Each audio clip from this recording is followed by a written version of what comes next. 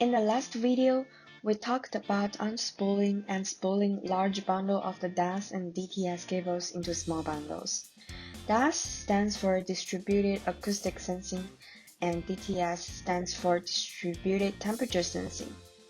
Then we moved the cables to the field. Therefore, we can go ahead to install it underground.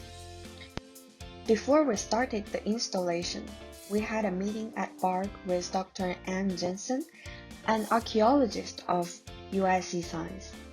The planned route of the cables is shown in the map here. That means they're going to have to get retrieved from the Connex, and we're going to need shovels today. Yeah. Doing another. Yeah, I mean, for today we can probably get by with a limited number, because, I mean, how many people, and if they're not sharpened, maybe, but we should probably get them sharp when we get out on the Nuna, because it's just going to make it life easier.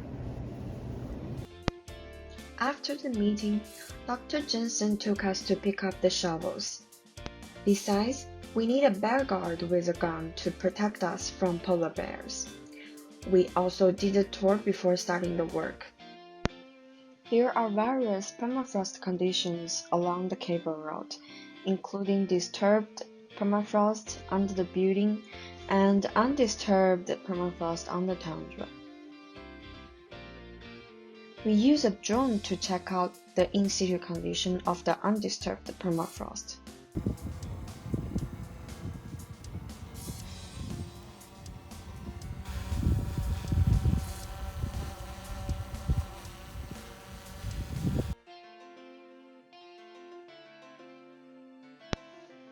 From the drone video, we learned that there is relatively dry permafrost, as well as relatively wet permafrost near the Elson Lagoon. Getting ready for field installation.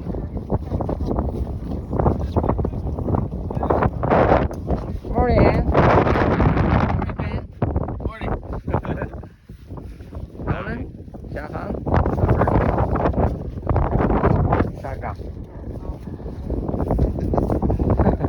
Need that in case there's a bear. Very windy day. Gonna be very cold today. First step of installation, we lay out a portion of the cable first, along the planned route.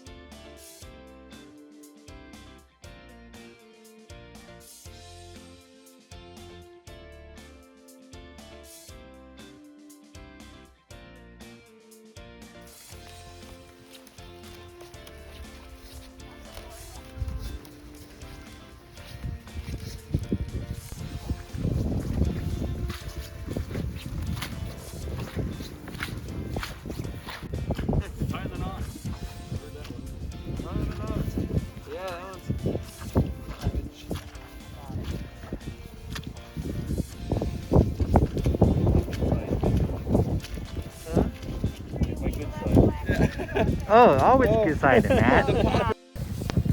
Then, we can go ahead to cut the soil using shovels That's good. and insert the cable in using a wrench. Yeah, there we go. Okay, so. The permafrost on the tundra is easier for installing the cables than the permafrost under the buildings. Put it in and then close. After proper closure of the crevice, the track of the route is difficult to distinguish.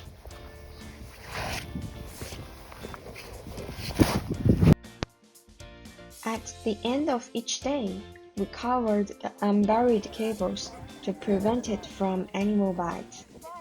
Yes, the animals did bite the cables.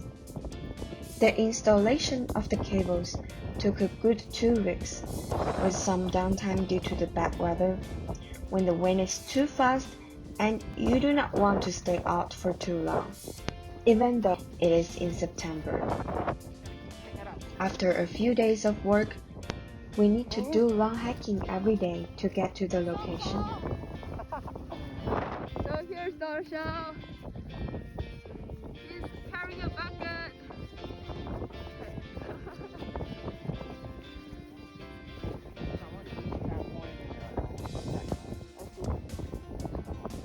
Time flies. Alright, so we're within our last day of burying the cable. It goes right along here. Way out there. You can see Matt and Ming are cutting ahead, doing the pre-cut. Anne's taking a GPS point over there. Beautiful day. Alright, so this is our last point for the cable installation. Last shovel. As for the cables under the buildings, Well, wherever it comes into or out of the ground, we have this kind of aluminum protective cover so that a fox will not bite onto it.